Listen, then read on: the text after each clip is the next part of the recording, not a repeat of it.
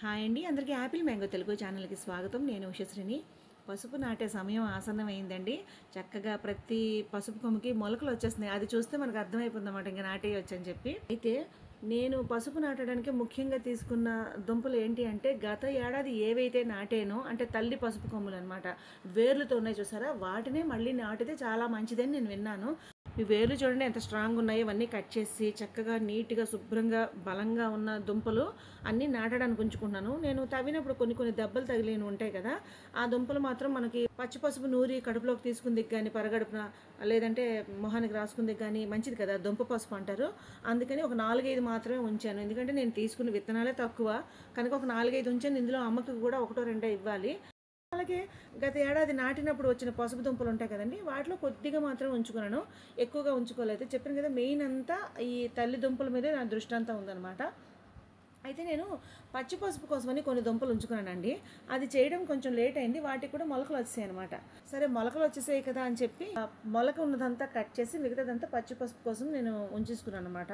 అయితే ఆ చిన్న చిన్న మొలకలతో వస్తుందో రాదో నాకు తెలియదు. మొలక అయితే ఉంది, నాటి చూద్దాం, వస్తే వస్తుంది లేకపోతే లేదు కదా. అందుకని ప్రతి దుంపకి ఆ మొలకలు చిన్న చిన్న కట్ చేస్తాను అనమాట. మీరు ఆశ్చర్యపోతారు, ఏంటి అంత పిసరు పెట్టిస్తున్నారని. నా మెయిన్ అన్నీ దుంపలు వేరే ఉంచుకున్నాను. సో ఇకనైతే మొన్న మే 18వ తారీఖున మా బాబు పుట్టినరోజు నాడు, మా పెద్ద బాబు కూడా ఉన్నాడు. క్లైమేట్ చాలా బాగుంది, గార్డెన్లో చాలా ముఖ్యమైన పని పూర్తి చేసుకున్నాను అని చెప్పాను కదండి, ఈ పని అనమాట. మొన్న మే 18వ తారీఖున నేను పసుపు నాటేశాను.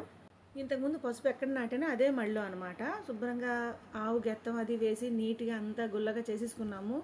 కాకపోతే ములక్కాడ చెట్టు కోసం ఎక్కడో డ్రాగన్ ప్లాంట్ అప్పుడు నాటేసాం అనమాట. ఈ చెట్టు పెద్దదైపోయి ఎలా నాటింది అలానే ఉండిపోయింది.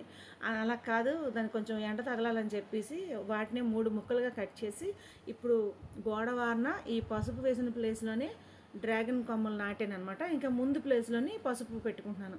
ఎందుకంటే అది పెరిగి 1 ఇయర్ అయినా అవుతుంది కదా, ఈలోగా పసుపు అనేది అయిపోతుంది కదా, ముందుకు వేసుకున్నాను పసుపు అనమాట.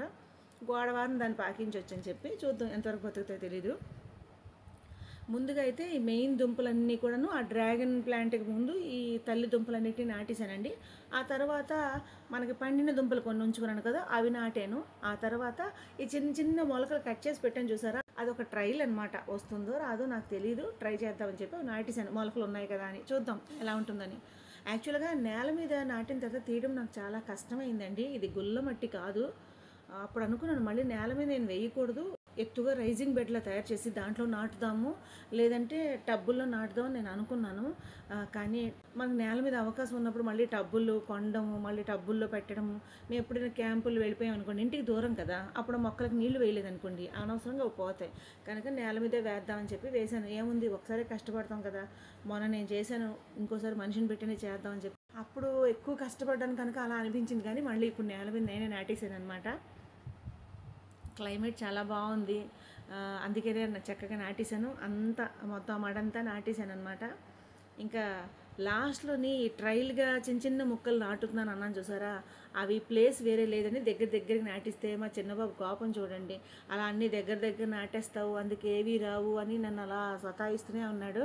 మరి వేరే ప్లేస్ లేదు, అవి వస్తాయి రావో తెలియదు, చిన్న ముక్కలు. అవి తీసుకెళ్ళి ఇంకెక్కడ వేద్దామంటే అక్కడ కూడా ఒప్పుకోడు, అక్కడ ఇంకేదో వేస్తానని అంటాడు. చూడండి ఎలా నన్ను ఏదో అంటూనే ఉన్నాడు. మా పెద్దబాబు నవ్వుతున్నాడు అనమాట. మొత్తానికైతే పసుపు నాటడం అయిపోయింది. అయితే అంతా బాగానే ఉంది. పసుపు నాటడం చూపిస్తున్నారు.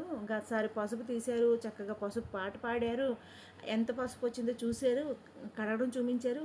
ఆ పసుపు ఏది, దాన్ని ఏం చేశారు, పౌడర్ ఏది అని మీకు డౌట్ వస్తుంది కదా. అవునండి, మా ఇంట్లో చాలా లేట్ అవుతాయని మీకు చెప్పాను కదా. అది మిల్లు ఆడించడం అవ్వక ఎన్ని రోజులు ఆ వీడియో పెట్టలేదు. మొన్న ఈ వారం రోజుల ముందే ఆడించాము కనుక ఆ ప్రాసెస్ అంటే నేను పసుపు కొమ్ముల్ని ఉడికించానా ఉడికించలేదా, అలాగే ఆడించిన తర్వాత నాకు ఎంత క్వాంటిటీలో పసుపు వచ్చింది, ఈ వివరాలన్నిటితో నెక్స్ట్ వీడియోతో మీ ముందుకు వస్తానండి. యాక్చువల్గా ఆ వీడియో తర్వాత ఈ వీడియో పెట్టాలి, కానీ కుడి ఎడమైతే పొరపాటు లేదనే పాట ఉంది కదండి, ఆ పాట వింటూ నన్ను మన్నించేయండి. అంటే ఇది పసుపు నాటే సమయం కదండి, అందుకని మొన్నటి వీడియోకి కంటిన్యూటీగా ఇది పెట్టానమాట. నెక్స్ట్ ఆ వీడియో వస్తుంది. మా వాడు ఇంకా వాళ్ళ అన్నకి నా మీద పితూరీలు చెప్తున్నాడు అనమాట. దగ్గర నాటేసింది, ఇప్పుడు పసుపు కూడా అలాగే నాటేస్తున్నది, ఇంకా లారీల్లో వచ్చేస్తుంది చూడని. మాకు తెలియక మామిడి చెట్టు, సపోటా ఇవన్నీ కూడాను పిల్ల మొక్కలుగా ఉండేటప్పుడు మనకి డిస్టెన్స్ ఎక్కువగా అనిపిస్తుందండి.